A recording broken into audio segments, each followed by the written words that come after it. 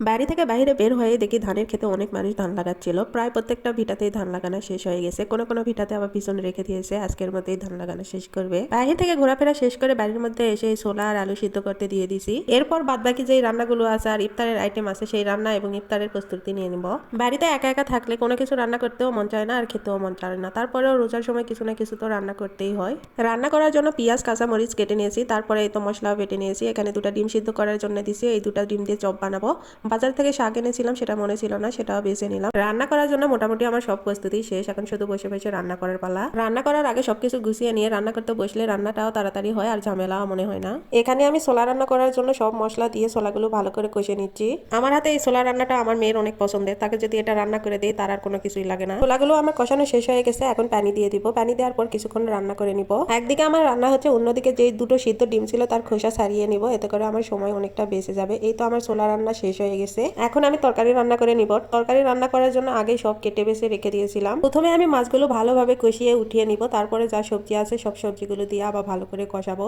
এই তরকারিটা আমি দুটা সবজি দিয়ে রান্না করব, একটার নাম হলো আলু, আরেকটার নাম আমি বললাম না। যদি এই সবজির নাম কেউ জেনে থাকেন তবে অবশ্যই কমেন্ট করে আমাকে জানাবেন। এই তরকারিতে আমি এক্সট্রা কোনো পানি ব্যবহার করিনি, তারপরেও অনেকটা পানি বের হয়ে গেছে। মনে হয় এই পানি দিয়ে তরকারিটা ভালোভাবে সিদ্ধ হয়ে যাবে।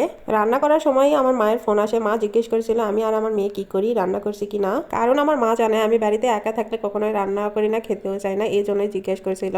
সব মায়েরা বুঝি এমনই হয়, তাদের চিন্তা না করে সবসময় তারা তাদের সন্তানদের চিন্তা করে, সন্তানেরা ভালো আছে কিনা সেটাই জিজ্ঞেস করে। কখনোই তারা নিজেদের কথা ভাবে না, তারা কেমন আছে কোন অবস্থাতে আছে কিছুই ভাবে না। সন্তানেরা ভালো থাকলেই তাদের শান্তি। মায়েদের কথা বলতে বলতে এদিকে আমার তরকারিটাও রান্না করা হয়ে গেছে। তারপরে ইফতারিতে ভাজা পোড়া করার জন্য আমি এখানে বেসনটাও রেডি করে নিছি। ছাদের উপরে সকালে আমি কম্বল শুকাতে দিছিলাম, সেটা আমার মনে ছিল না। উঠাতে গিয়ে দেখি ছাদের উপর অনেক পাতা পড়ছে। এই সময়টাতে গাছের সব পাতা ঝরে পড়ে যায়, কিছুদিন পরে আবারও নতুন করে পাতা গজাবে। ছাদের এই পাশে এসে দেখি আমাদের যে বড়ই গাছটা ছিল সেই বড়ই গাছে অনেকগুলো বড়ই ধরছে আর বড়ইগুলো পেকেও গেছে। ছাদে তেমন একটা আমার ওঠা হয় না, এই জন্য বড়ইগুলো খেয়াল করা হয়নি। তো আজকে ভাবলাম বড়ইগুলো দেখেই আসি পেকেছে কিনা।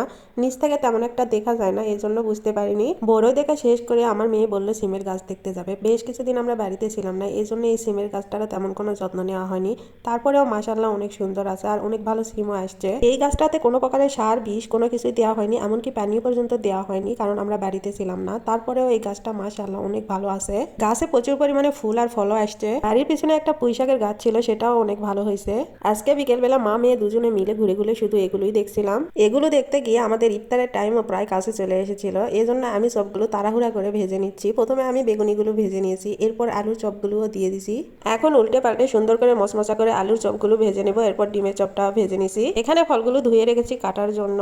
সব কাজ শেষ করে আমি এখানে ইফতারগুলো রেডি করে নিছি। তো আজকের ভিডিওটা এ পর্যন্ত। সবাই ভালো থাকবেন, সুস্থ থাকবেন। আসসালামু আলাইকুম।